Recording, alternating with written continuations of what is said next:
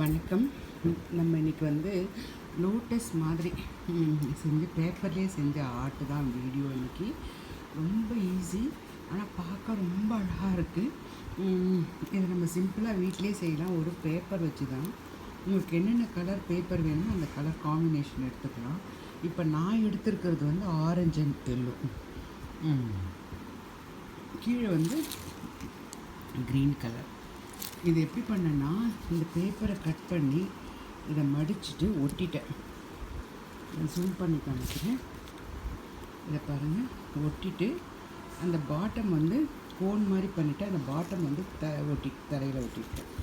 இந்த மாதிரி ஒவ்வொரு லேயராக ஒட்டிட்டு அடுத்த லேயர் இந்த மாதிரி, அதுக்கு அடுத்த லேயர், அதுக்கப்புறமா சென்டரில் சும்மா ஓட்ட வச்சுருக்கேன்.